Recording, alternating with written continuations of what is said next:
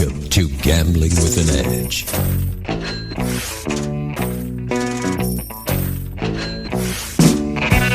And now, here are Bob and Richard.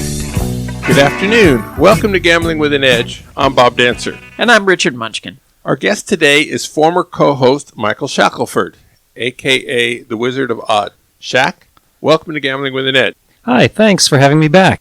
Back in August, Cartwright was on our show talking about the 21 Magic side bet at casinos in Colorado. He said some nice things about you. Do you have anything to add to that discussion? Yes, I really appreciate all the nice things he said about me. It was nice to hear from an advantage player with a positive attitude for once, and who was thankful for people who helped him, and someone who tipped, and someone who tried to get the casino on his side, as opposed to just having a antagonistic, negative attitude about everybody. So, yeah, I thought that was a great show, and I thought he played that really well. And I'd be happy to talk more about that from my point of view later on, if you care to ask me about it. Well, consider yourself asked. Okay, so I'm going to repeat some stuff that was said on that show, but as you know, that game had been in Colorado for years. I mean, like several years. A great advantage play right in plain sight. And I am just still astounded that it lasted so long. And someone even asked about it on my forum years ago, and I thought, this is just some, side bet that'll come and go in Colorado. It's, I'm not going to, and it looked kind of complicated to analyze. So I said, this is not big enough and it's too complicated to fuss with it. But earlier this year I started to get more and more inquiries about it. And, I thought this is still out there. Maybe this is worth analyzing. So I said something to the effect on my forum, all right, I'm going to analyze this one. I'm finally going to do it. And then Cartwright wrote to me and he said, Mike, please don't write your analysis. Please keep it quiet just for a little while longer. I'm not saying never write about it, but I'm making a lot of money on this right now, and I'm pretty sure it's not going to last much longer. So just, can you hold off like 2 weeks? And I said, well, I would love to write about it now, but in the interest of not blowing a good thing, which I've been accused of before, I said, okay. And I started to analyze it, and Cartwright was really good about going back and forth with me on the analysis. I said, here's what I get. And we were really, really close. I had probably more of a simplistic analysis than he did, but we were probably within like 0.02% on the house edge, and only disagreed on a few very marginal plays. So, but it was good to have his confirmation, and I always like to get a confirmation from somebody before I post something complicated on my site. So, so I held off on writing about that, but when Cartwright said, okay, it's not completely dead yet, but it's on life support, you have my blessing to write about it. So I did, and there were still a few people who were still playing it until the doctor signed off on the death certificate, and of course they got mad at me. But, as a gambling writer, you can't please everybody. And just, people have to realize nothing lasts forever. Nothing. I mean, just anytime you find a good opportunity, you have to realize that it's got a limited amount of time. And, there were guys who were mad at Ed Thorpe for writing Beat the Dealer, you know what I mean? And it certainly didn't kill card counting by any stretch. So, yeah, anyway, they'll get over it. Yeah. All right, moving on. One of the original co-hosts on this show, Frank Neeland, is the fastest video poker player I've ever seen. Although, for some strange reason, in the last 25 years, he's now 25 years older than he used to be. Go figure. Now, on the Wizard of Vegas site, you've started a video poker speed challenge with at least 2 contestants so far. Tell us about that. Yes, so I have been thinking about doing this for years. What I wanted to do was to set like a record for the fastest accurate video poker player. And I asked you about this years ago, and I asked Frank about it, and both of you said pretty much the same thing. I wish you had asked me 25 years ago when I was in my prime, but now the younger folks can run circles around me. So I didn't really know any of the new blood, so I just put the idea on the shelf. And after the Vegas shooting, I thought that video poker had gotten a bad rap in the media, so I wanted to do something fun with it. And so I posted on the forum, I'd really like to do this challenge. I will pay a modest fee for anyone to, shall we say, set a starting point for this. And I asked for, something close to 2,000 hands an hour as, shall we say, a starting point. And someone responded. Wow, wait, 2,000 hands an hour? Yes, and it wasn't an absolute line in the sand, but I recall Frank saying his speed was above 2,000. Wow. But, to get something going, I would have accepted 1,500, just anything to, Yeah, as a benchmark. Yes, to put a line in the sand.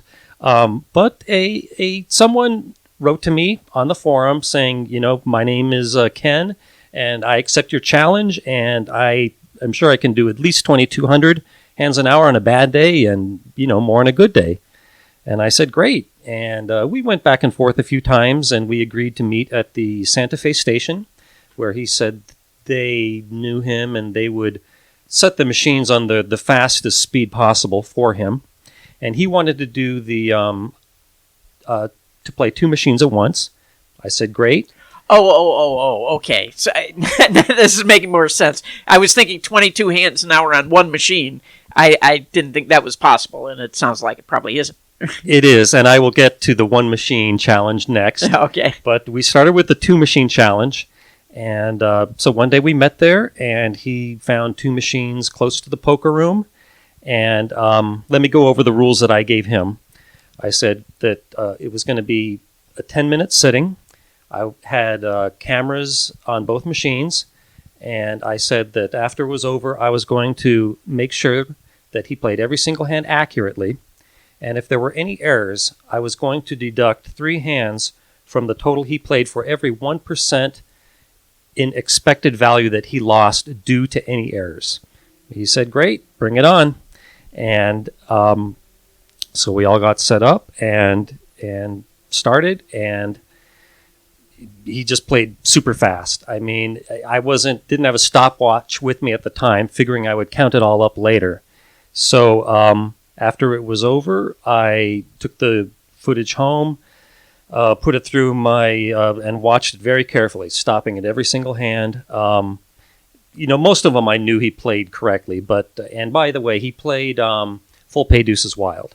But, some of them I wasn't exactly sure of, and all the ones that I knew were borderline plays I checked. And he played 100% of his hands accurately, not a single error. And just, sorry to stop you, Santa Fe had no problems with you videotaping this? They didn't mind? Well, I'm of the policy or philosophy that it's better to ask for forgiveness than ask permission. And I've learned that when you ask to do something in a casino that they don't normally allow, they tend to just default to saying no. And it would have been a huge ordeal to, fight that through the chain of command. And so we just did it. And wow, I'm surprised nobody noticed it. And well, we tried to be as discreet as possible, but we were just we recorded this on cell phones, which looks rather natural these days, and I find the Santa Fe station to be a easygoing place. We also talked about doing it at the Red Rock, but I have already been strongly scolded about photography twice at the Red Rock. So even though both incidents were years ago, they seem to have a good memory there. So that's why we did it at the Santa Fe instead of the Red Rock, which he preferred. So yeah, absolutely no heat whatsoever. No, not even any looks or anything like that. So yeah, I get home, check each play, and when I divide the number of hands by the 10 minutes that he played at a speed of 2,544 hands per hour. Wow. Yes, wow. I mean, which is like almost 1,300 hands on each machine. Yep. Okay. Yes. And then after that, on the forum, I posted these videos. And of course, there was a lot of naysaying. A lot of people commented that, 10 minutes doesn't prove anything. You can't keep up that speed for 8 hours. And of course, I agree with that. But I'm not going to sit there and record the guy for 8 hours and then analyze every single hand. So I thought 10 minutes was a good balance between getting a sampling of his speed, that you would see some difficult hands, but not having to take too long. And a lot of people asked for a single machine challenge. They say, I don't play two machines. Hardly anyone plays two machines at once. How about a challenge that regular people can relate to? So he came back and he played on one machine, and I don't remember what his speed was there, but it wasn't the 2544. I think it was around somewhere around 2000. But that record was quickly broken. I put it out on my forum saying, all right, a lot of people want to see a single machine challenge. Who's up for it? And somebody, not a forum member, but a video poker player here in Vegas who very strongly doesn't want his real name known, but on the forum he goes by Dr. Antonius. So he said, I would like to take the single machine challenge. And so, I went back and forth with him a little bit on the rules and conditions, and he was so concerned about anonymity that he played with gloves on, and he was very specific that I couldn't get his face or anything like that. And for our sitting, he wanted to play at the M. And to make a long story short, after I checked all his hands, and he did make one small error, so I deducted 3 hands for that. He played at a speed on one machine at 2,262 hands per hour. Wow. Yes, wow. I'm just not even used to seeing machines that play that fast. With gloves on. Yes, with gloves on. And but I mean, most of the machines physically could not move that fast. You know what I mean? Like, those machines at the M were just lightning fast. I don't think Wow. that there was any waiting on the machine. It was just bam. Once you press the button, the cards were there. I mean, I on slow motion, yes, you could you could see the cards flipping, but it was just so fast. I don't think that he was ever slowed down waiting on anything. And what game was he playing? He was playing 9-6 jacks. Good. So yeah, both performances were just absolutely amazing. But I would like to throw it out there to the world. If anyone thinks that they can beat either of these records, please get in touch with me. And again, you have to play for a solid 10 minutes, and there will be that accuracy check. So, yeah. wow. Well, I can beat 50% of all those scores easily. Bob, when you were in your prime, what was your speed? I don't know, probably 1,000, 1,200 max. All right. I was fast, but not. I was not a record breaker.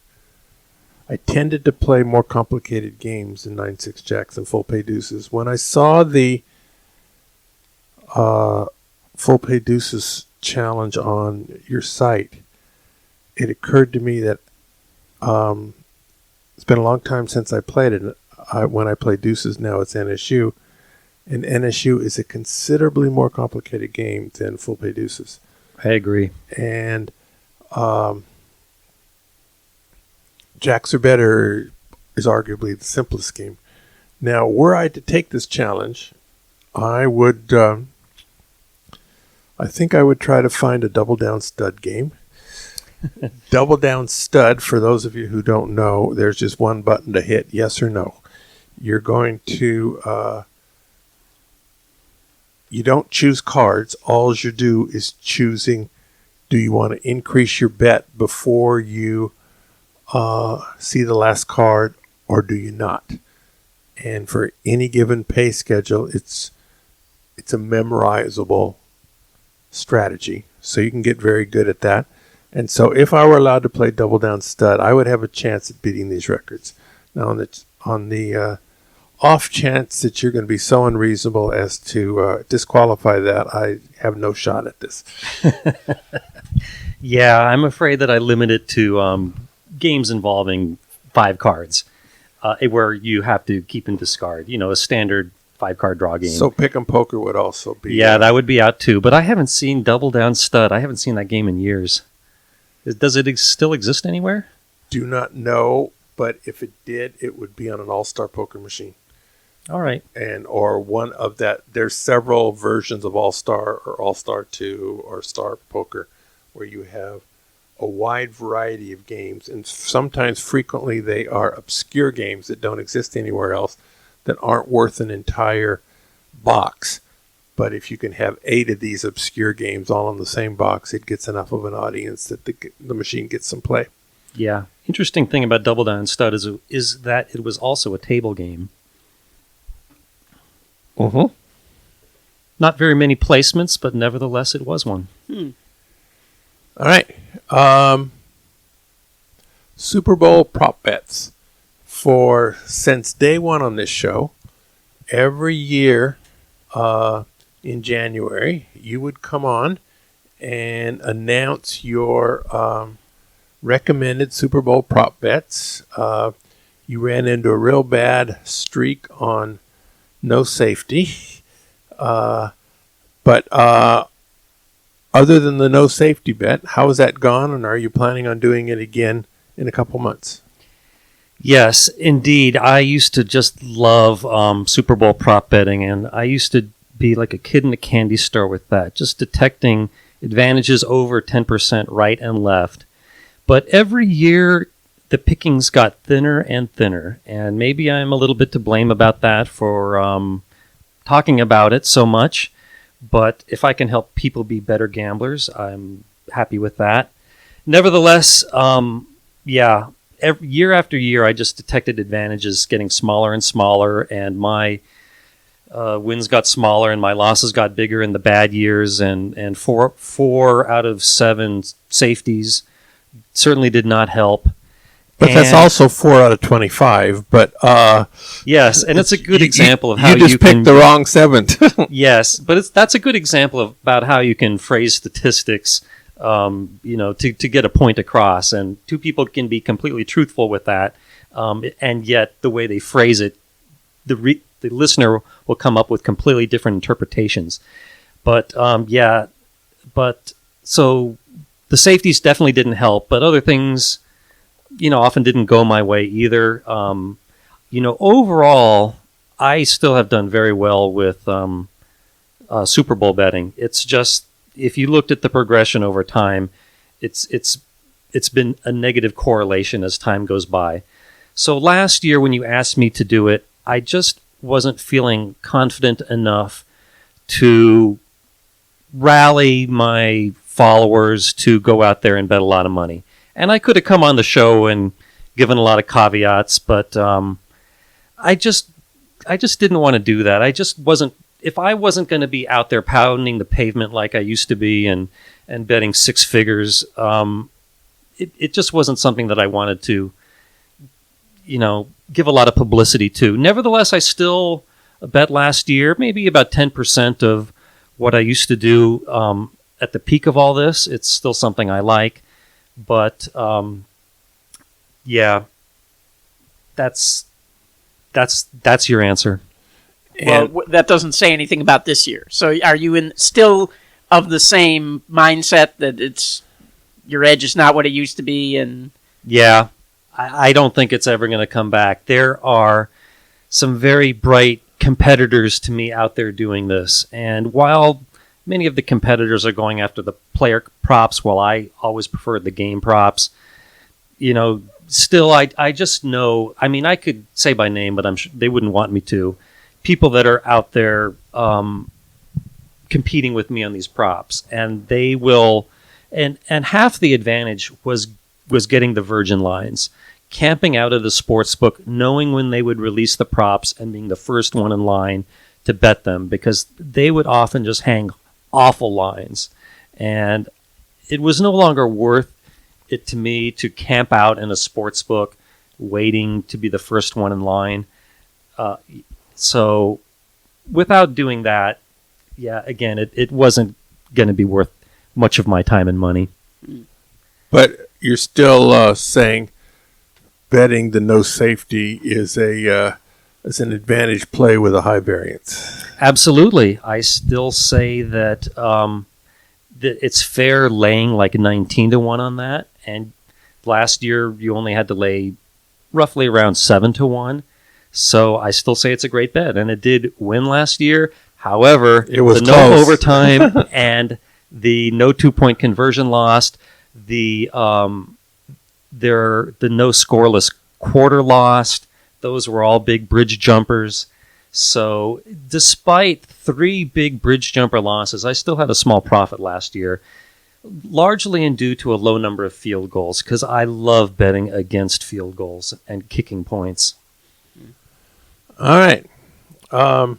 Until recently, I've never heard of Dan Lubin. Tell us about him. Dan Lubin was the inventor of a Pai Gow poker variant called Easy Pai Gow, and he's one of these tireless game inventors. He didn't stop with that. He kept on churning out game idea after game idea. He was also a former craps dealer, mostly at the Fiesta Henderson, and he was a very big character on my forum. He went by the handle Pai Gow Dan. He was a really helpful guy to game inventors. If anyone new came to the forum with their casino game idea, he was happy to help them through all the steps to getting it to the casino, and totally for free. I mean, if you offered to give him something, he wouldn't have said no, but just the most helpful guy and for this small circle of starving game inventors, as I like to call them. And he wrote a book published by Huntington Press called The Elements of a Successful Casino Game, I believe was the title. And sadly, I think it was in April, Dan died of a heart attack in his sleep at the age, I believe, of 56. And it didn't come as a total shock to probably people who knew him. He had heart surgeries before and was a pretty heavy smoker. So it just goes to show you to don't smoke and to stay in shape. Watch your health. Dream Card is a videopoker.com game with, to personal opinion, annoying sound effects. Now, Dream Card. You're being annoying, Michael. You've been studying this game recently. What have you discovered? Yes, I discovered that the dream card probabilities that you see in the help files on the screen are wrong. They are actually a little bit lower than the actual probabilities. And I've actually suspected this for a long time. Whenever a new game comes out, I usually bother my contact at IGT and try to nag him for the same kind of files I'm sure you've seen of all their games, pay tables, and return percentages, assuming optimal strategy. I would get this from Chris Bruni. Yes, that is the same person I have nagged a lot over the years.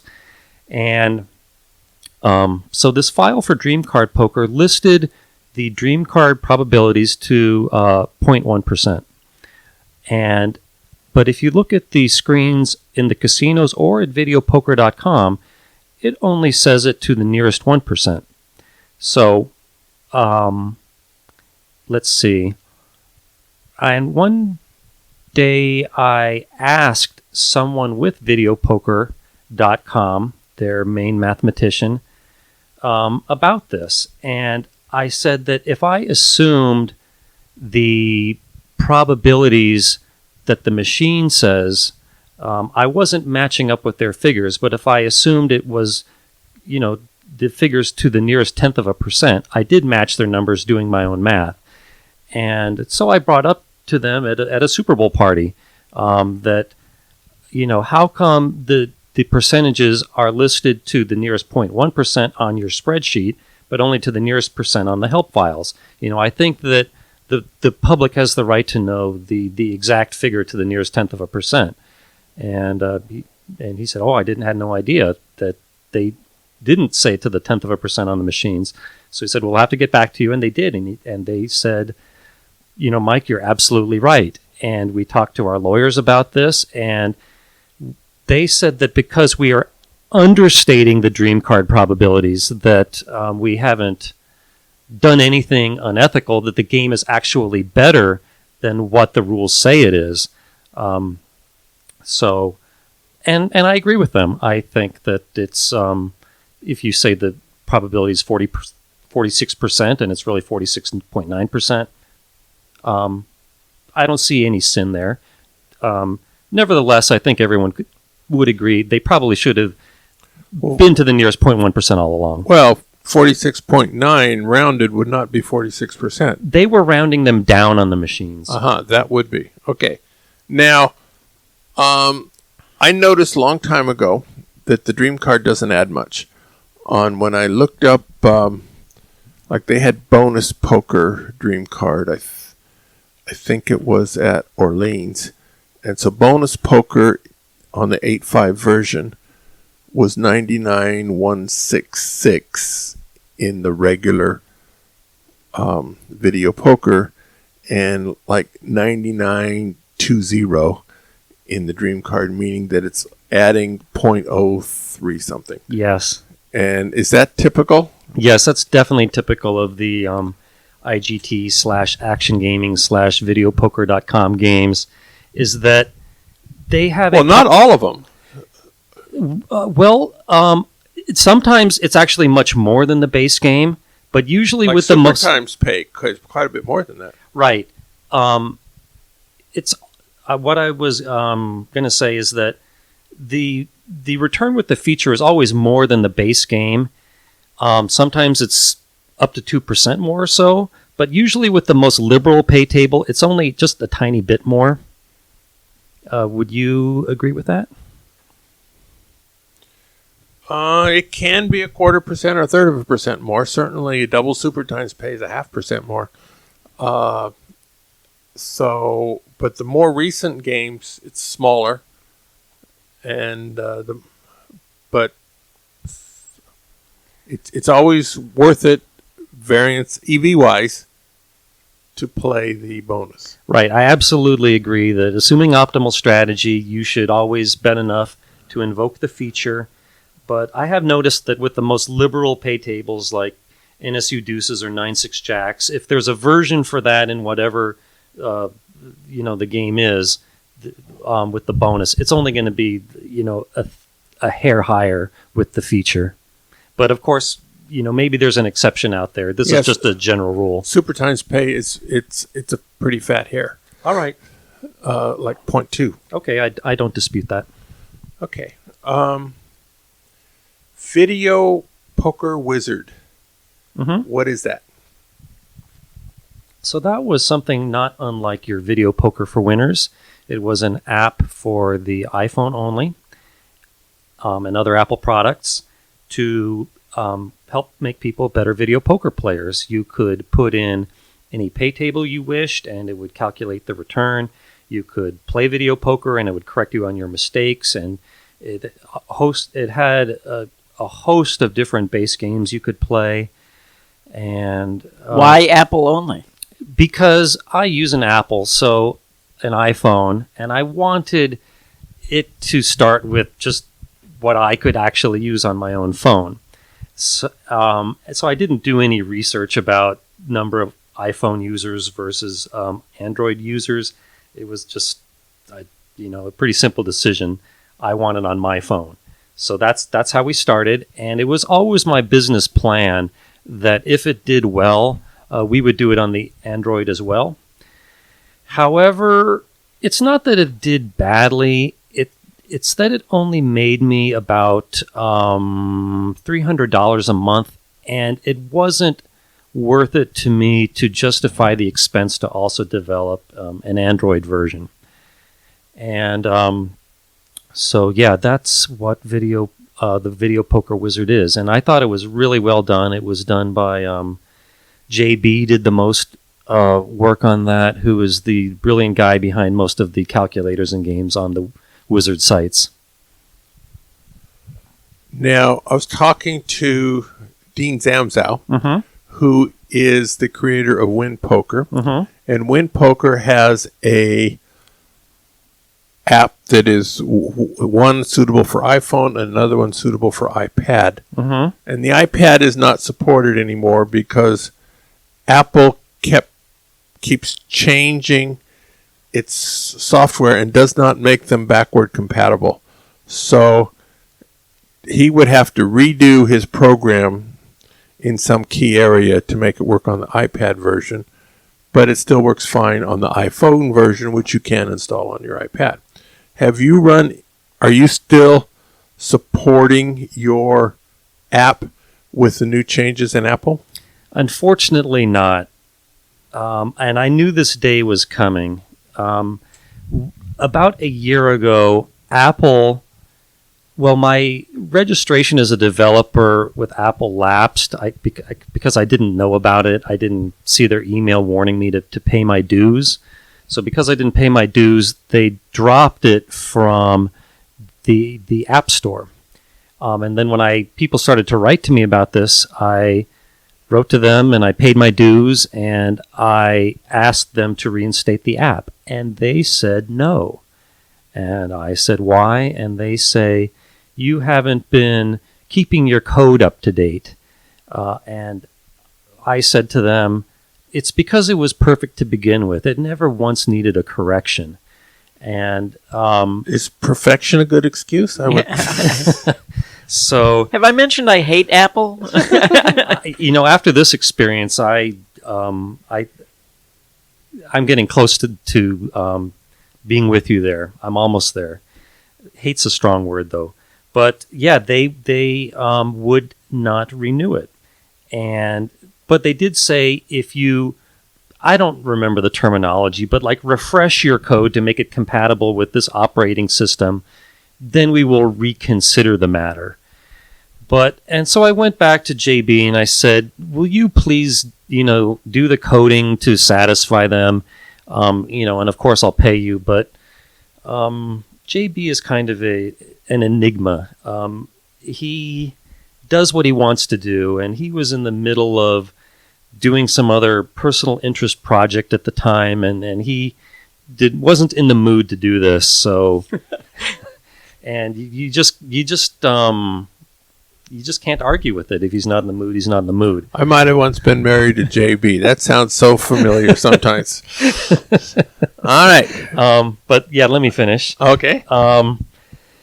So I let it lapse. And then Apple introduced their new, I think operating system 10 or whatever it's called. And then even people who had the old Video Poker Wizard suddenly couldn't use it anymore if they uploaded to the new operating system.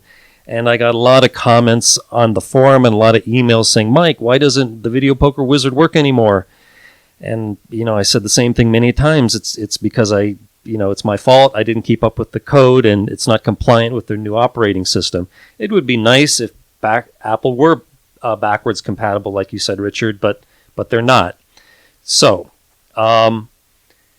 I asked my boss, the guy who bought my sites, if he could recommend a developer to modernize the code. And he recommended a company in Europe, and we went back and forth, and I was kind of on the fence of hiring them to update the code because I calculated it would take me 4 years to recoup the expense. And to make a long story short, I asked my boss, would you like to just buy the old code and you modernize the code yourself? And he said yes. So I sold it to him, and he's paying these developers that are modernizing the code and are also planning to bring it to the Android. So the Video Poker Wizard should be back for sale in early 2018. Now, unfortunately, people who bought the old version, I don't know that my boss is going to give them a new version for free. I mean, he's having to pay a lot of money to redo the code, and So it's possible you'll have to buy it over again. I just don't know. But aren't we talking about $10 or something? Yes, but you would be... You know video poker players. Yes, I do. Yes. But we are talking about $10. Yes, $10 is a lot of money to some people. They cannot afford to be in a casino in that case. All right. Changing subjects. We had a total eclipse of the sun a few months ago, visible over a wide swath of the United States, although not in Las Vegas. What was your strategy for seeing it, and how did that strategy work? Yes, thank you for asking. I had seen the 2009 total eclipse in China, which was fantastic. And once you've seen one total eclipse, you can't stop there. You have to see more. It's kind of an addiction. So I had been planning on seeing the 2017 one even before the 2009 one. My father was an eclipse nut, and I know that he saw the one over Washington, I think in 1979, and he put pictures of it in our house, and I could see just how excited he was over that. And I always, because his enthusiasm for that eclipse was so infectious, I always wanted to see one. I really wanted to see one, I think, in the early 90s that went over Cabo San Lucas, but I was just a struggling poor man at that time and couldn't afford to go. And then there was another one in Europe, I think in 99, and alas, we just had a baby and was, couldn't really justify the expense of going all the way to Europe to see it. But yeah, that 2017 one I have been thinking about for decades.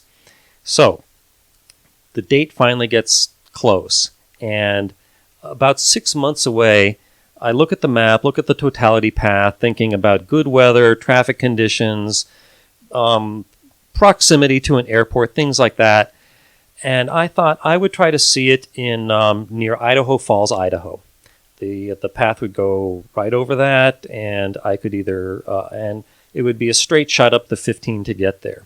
So I do a hotel search, and everything is booked solid in that part of Idaho. Just everything within 100 miles of Idaho Falls and Rexburg, gone. So the Cactus Pete's always has room for players. They're in Jackpot. That would have been pretty far away, but I love Cactus Pete's, by the way. Great casino. They're certainly less than 100 miles. It was more than 100 miles away. Maybe not from the totality. Yeah, good point. I think that if you could fly directly north of Cactus Pete's, maybe it was less than 100 miles. But I don't have a map in front of me. But to get from Jackpot, Nevada, to Rexburg, Idaho, you would have to go north, then cut over east, and then north again. So it's not a direct route. And plus, it started at like 11 in the morning, and I was worried about facing a lot of traffic that morning. So I wanted to be where I needed to be like by 3 a.m. I didn't want to miss it due to being in a traffic jam. And even though that part of Idaho probably doesn't get a great deal of traffic, I had just been hearing horror stories and wanted to take no chances. So I went on Airbnb, and the best you could see were people saying, you can pitch a tent in my backyard for $300, things like this. So I thought, well, if you can use the bathroom too, it might not be all bad. Absolutely. I seriously considered doing that or just sleeping in my car. But in so much talking about this on my website, a friend of mine, shall we say, got really enthusiastic about seeing it, and this person probably wouldn't have been too happy about roughing it. So I looked at Boise, Idaho, which has a lot more hotel rooms than eastern Idaho does. And to start to make a long story short, I decided I would fly into Boise, spend the night there, and then drive a short distance north to the totality path. And where I chose to see it was the city of Huntington, Oregon. And why there? It's right off of an interstate. And so And plus, I figured that all the people coming north would probably, on that interstate, would probably watch it in Baker, Oregon, which is a little bit north. So I knew I might have to fight a lot of Boise traffic to see it, but they could have also have had, those people could have also have headed north on various other roads from Boise. So I thought the competition wouldn't be too bad. And furthermore, I left it about 3 a.m. That night before the eclipse. And there was absolutely no traffic whatsoever. I mean, I flew all the way to Huntington without any traffic whatsoever, and there was signage all over the roads about no parking on the highway during the eclipse, and I saw tons of police cars out there, but very little traffic other than the police. So we get to Huntington at about 3 a.m, and I was worried about finding a parking spot because I already saw websites in Huntington, Oregon, charging like $100 for a parking space. But I get there and I find a parking spot right in front of the general store. It's a very small town. Get there, I had plenty of time to kill, so went back to sleep in the car. And when I woke up, there were a lot more people. The town was starting to buzz. A lot of people had arrived after we did and kept arriving. But nevertheless, it was never that crowded. I think a lot of people got suckered into buying a spot at the high school there, which was kind of up on a hill, paying money for that. But there was plenty of free parking in the town, and the weather was pretty good. There was a little bit of smoke from the forest fires, but I had some photography issues. But the eclipse itself was just magnificent, and I didn't encounter much traffic leaving. So other than having some problems with my camera and a lens, it was a total success. And there's going to be another one on April 8th, 2024, that's going to cut through Mexico, Texas, and all the way up to Maine. So circle that on your calendars now. Don't make any excuses. If you are slightly outside the totality path, it's not the same thing. You have to be in the totality path, or it's just not worth it. It's worth it.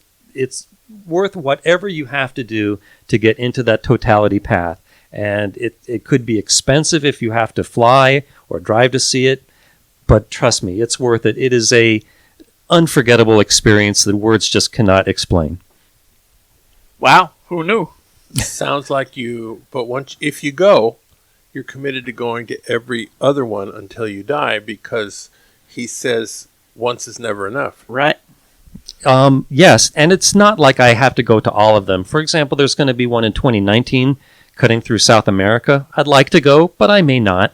But I definitely will plan to see any eclipse that is, shall we say, convenient for me to see. There's another one in 2045 when I will be 80 years old. I'm already having my plans set to live long enough to see that one.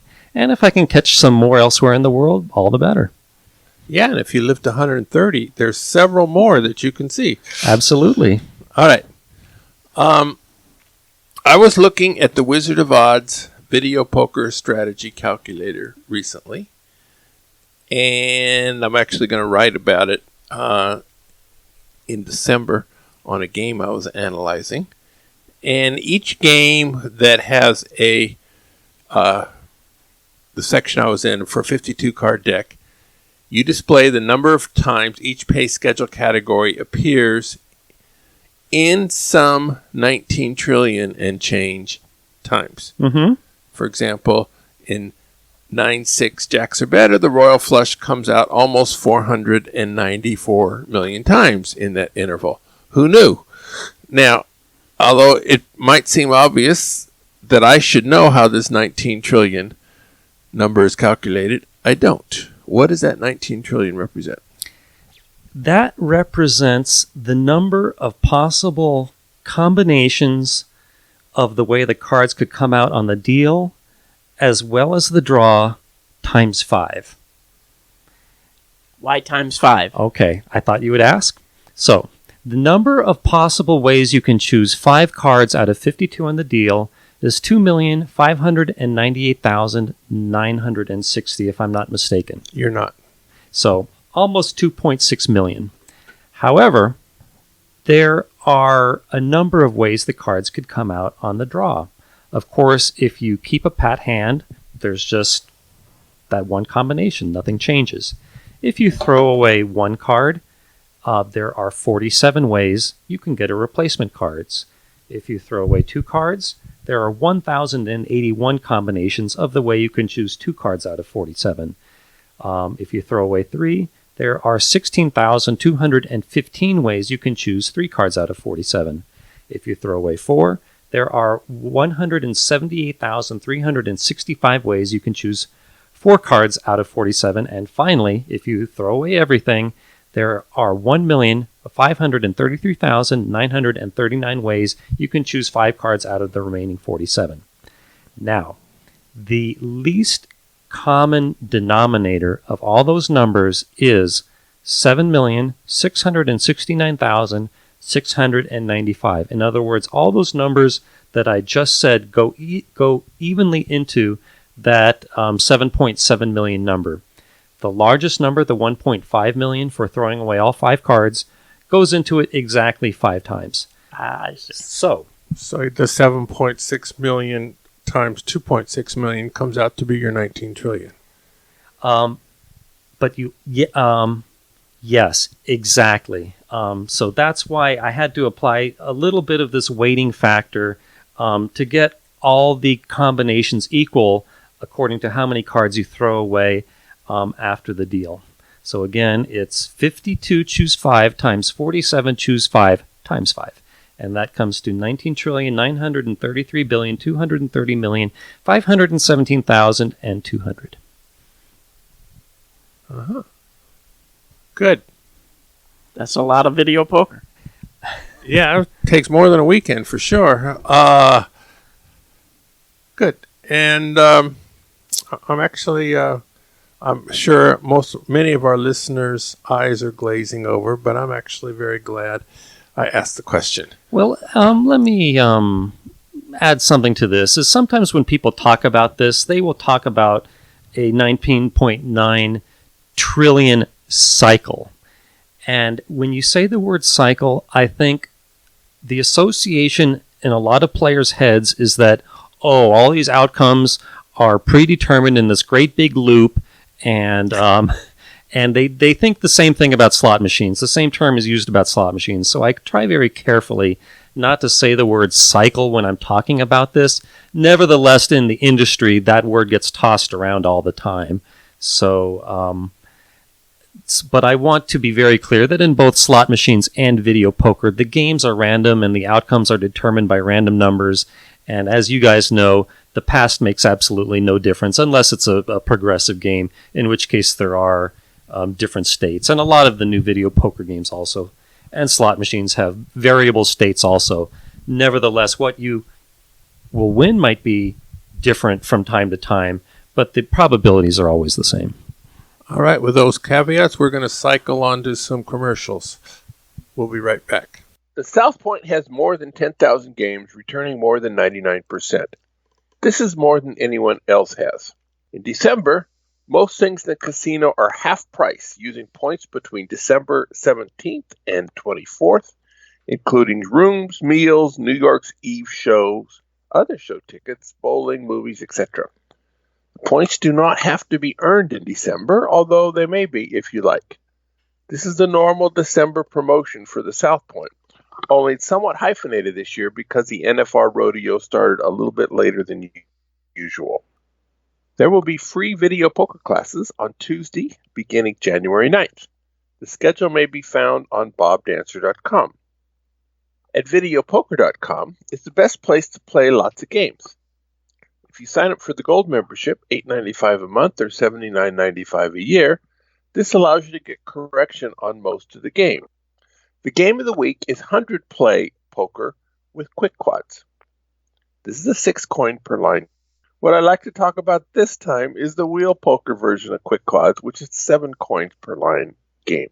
The reason I want to talk about that is because that's going to be one of the classes in the video poker semester coming up. Quick quads has very different strategies than the regular game, and it's a lot of fun. Wheel poker adds some different strategy to the mix as well. It's a 99.8 8% version with a .3 slot club. It's positive 24/7, even more so on double point days, and if you include the mailers. It comes in quarter, triple play, and 5 play, which means $5.25 per hand or $8.75 a hand, depending on whether you're playing triple play or 5 play. And so if that is within your comfort zone, it's a very good game to learn. All right, we're back talking to Michael Shackleford, the Wizard of Odds. There was an Game Inventors conference recently that you mentioned on your website glowingly. Tell us about that. Yes, this is called the Cutting Edge Table Games Conference. It's once a year, usually in November, and it is meant for people in the table games business. And they have a lot of sessions about everything to do with table games, but it's also an opportunity for game inventors to show their new games. And this is a venue that caters to the little guy. This is an affordable place for the little guy to rent a booth and show people his game. And there will be a lot of casino executives there looking at all the new games, and there is voting for the best game, and they give prizes for the top 3, and the winner is guaranteed a field trial by the a casino that sponsors this event. And it's a really small, friendly show. I always have a great time at it. On the Wizard of Odds, if you click on the video section, you will see a lot of videos that I've made from the show where I interview people at the show, asking them to tell me about their game and to demonstrate it for me. And I like the show because it seems like I know half the people in the room. It's kind of a small world of game inventors. And Shuffle Master Scientific Games puts out a couple games, but this is a place for the little guy to really shine. Whereas G2E has become too expensive for the little guy to rent a booth. So there you still see the big companies like Scientific Games and Galaxy and AGS with their booths, but you don't see any of the independent people anymore. At this little show, would there be people from IGT or ourvideopoker.com coming and looking at them? Or is it strictly table games? Or what? Yeah, strictly table games. You will not see a single machine in the room. And I wouldn't say it's a little show. It's a medium show. You will see about 40 games demonstrated there, and sessions, I think, get an audience of up to 1 to 200 people. Very good. Pai Gow Tiles.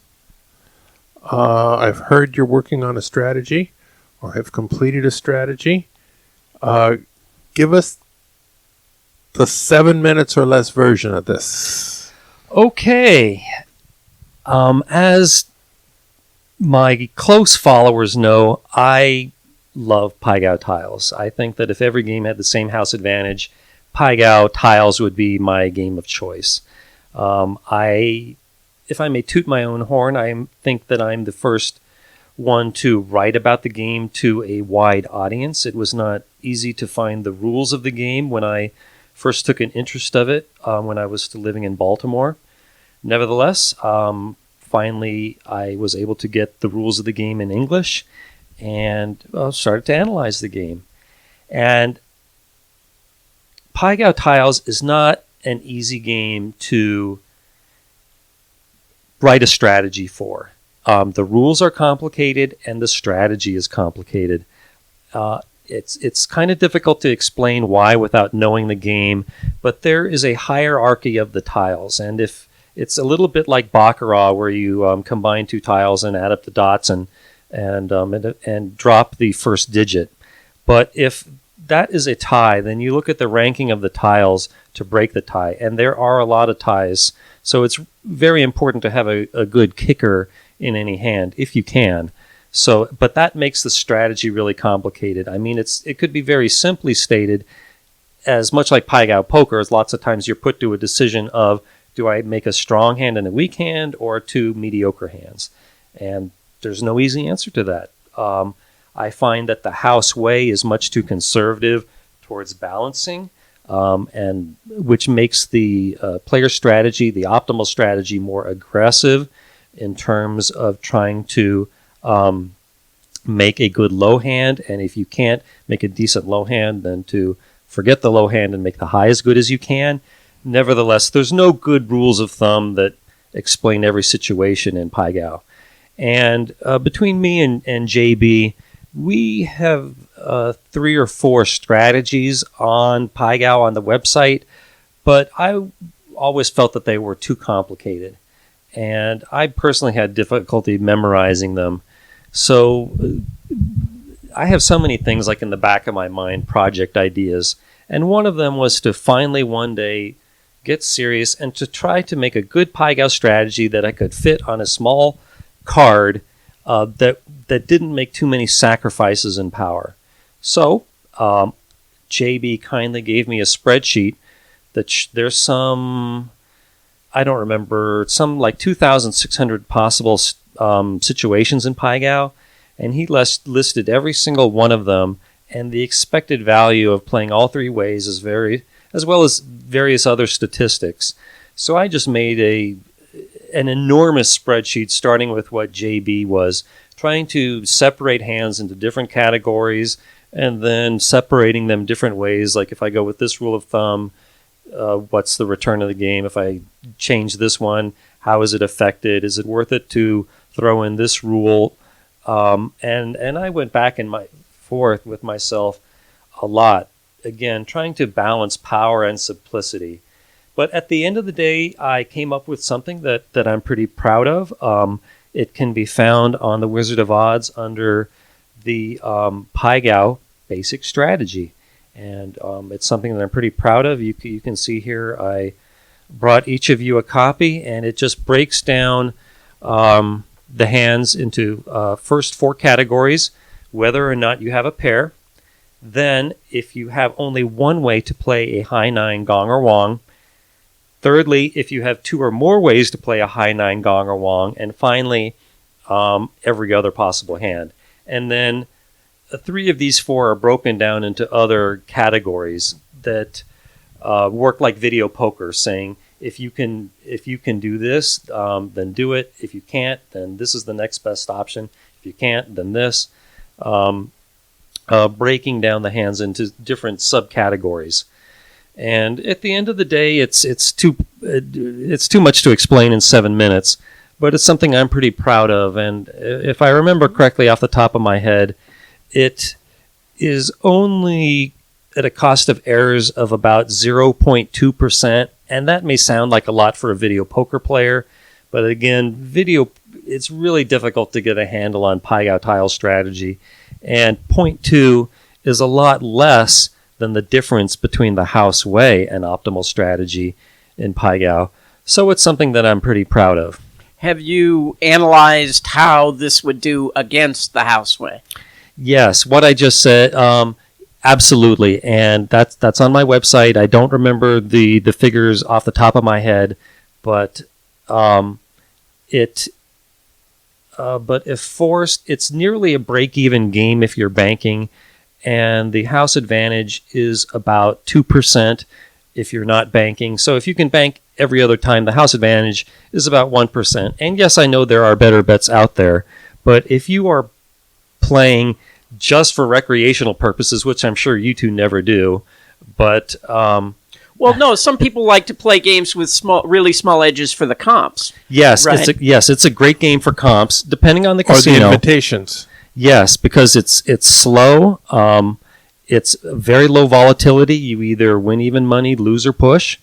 A lot of pushes, only about 30 hands an hour. And if you can pack a table with your friends, it's really easy to slow down the game and to not play all the time saying, oh, my friend is banking. I don't want to win his money. I'm going to sit out.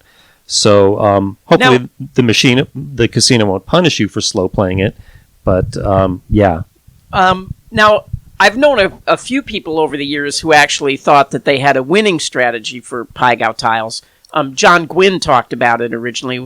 Did a lot of the early blackjack work. Mm-hmm. John Chang talked about it on the show, But he felt when he actually went out to play it, he just felt like he was being cheated whenever he played because everybody else at the table was talking Chinese, and it just felt fishy to him. So have you looked at that? I mean, I'm wondering how they found this edge that I'm surprised you wouldn't have found it if it's there. Yeah, I'll have to talk with John about that, but I can say that if you... maybe it was because the players are playing so badly that if you're banking and using a better strategy, you can get an edge that way. That could be.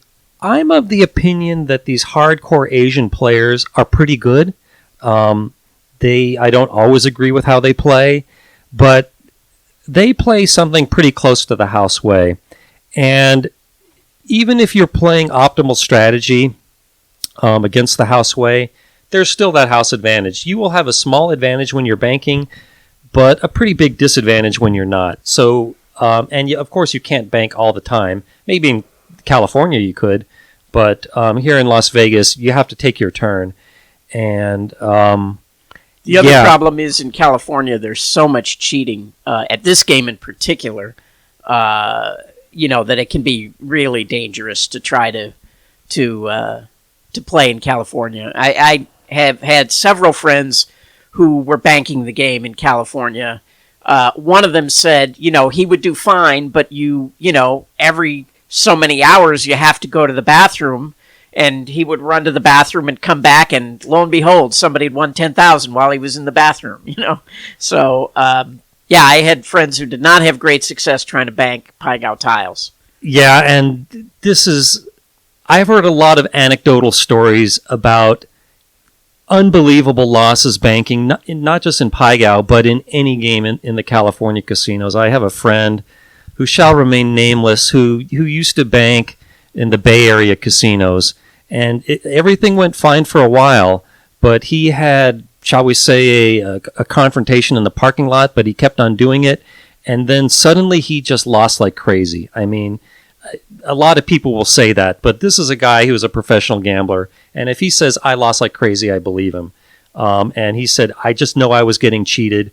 I could prove nothing, so I just quit doing it. Yeah, I also had friends who have a banking corporation. They've been, corporate bankers in California for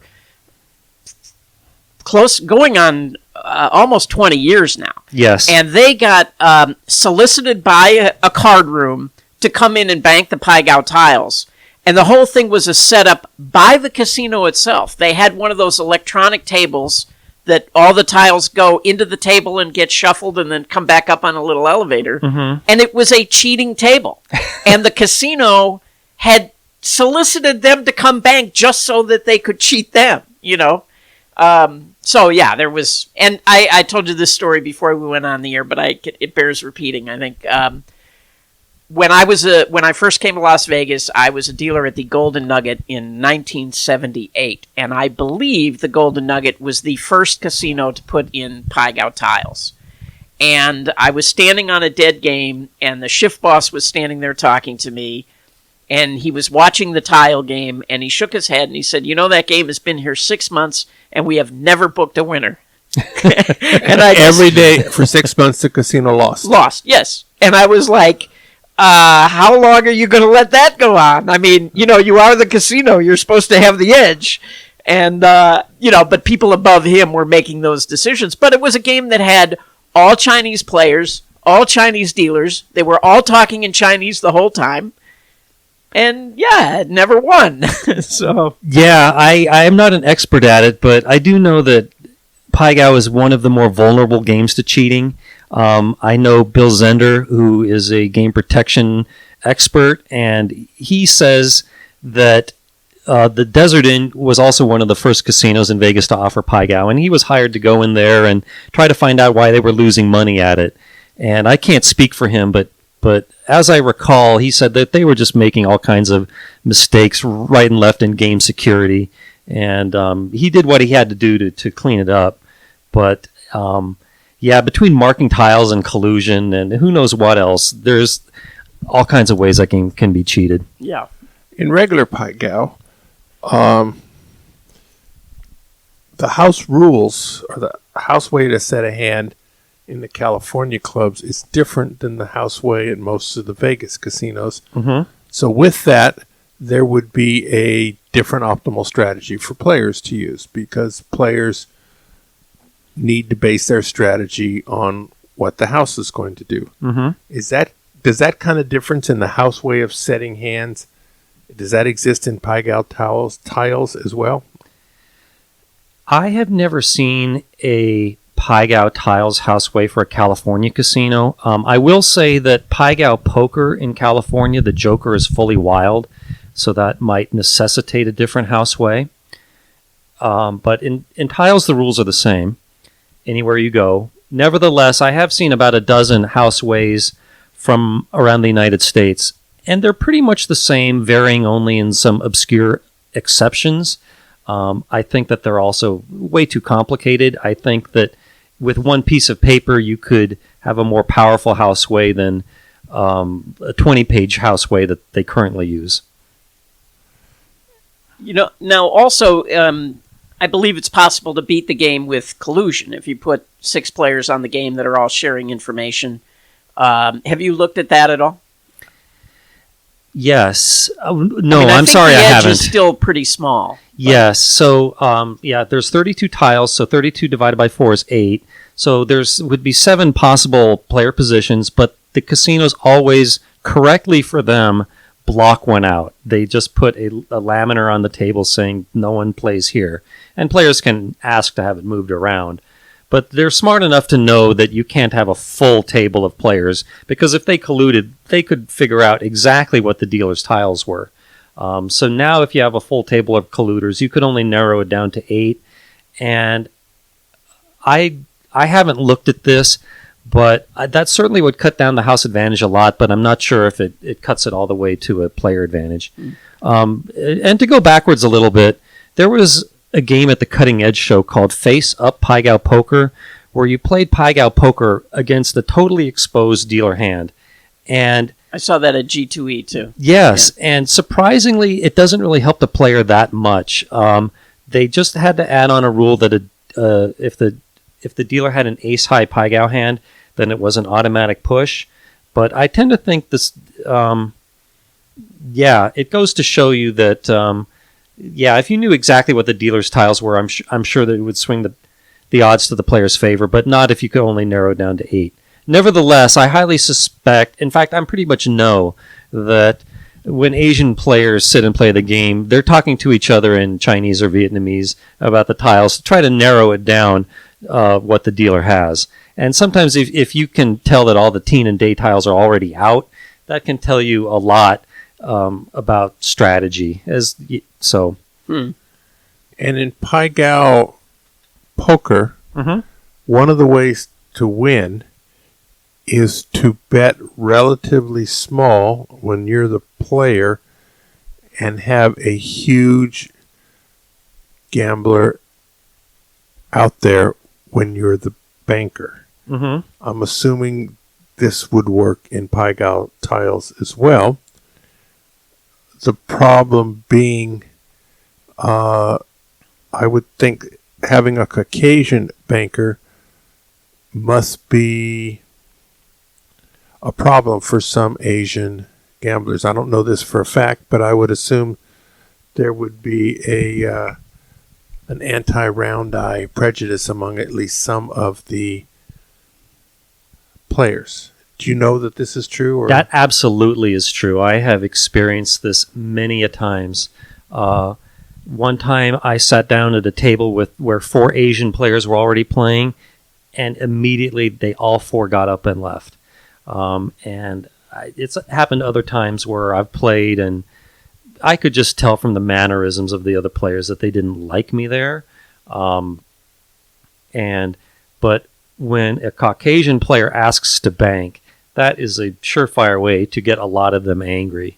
And they might say, this table has been running good, why are you going to mess it up by banking? And they can be quite hostile about it. Not all of them. Sometimes they're polite. The nice ones will say, it's your right to bank. I'm just going to sit out if you do. I would prefer you didn't, but it's your right. But yeah, you see the whole range. So I don't think that banking in Las Vegas is a viable advantage play, especially if you're white. Because I just don't think that the players will like to bank against you. I think that it's just not a viable advantage play in my opinion. Interesting stuff. Thank you, Michael Shackleford, Wizard of Odds. You're welcome. Thanks for having me. Thank you, Richard. Go out and hit lots of royal flushes, everybody. Good day.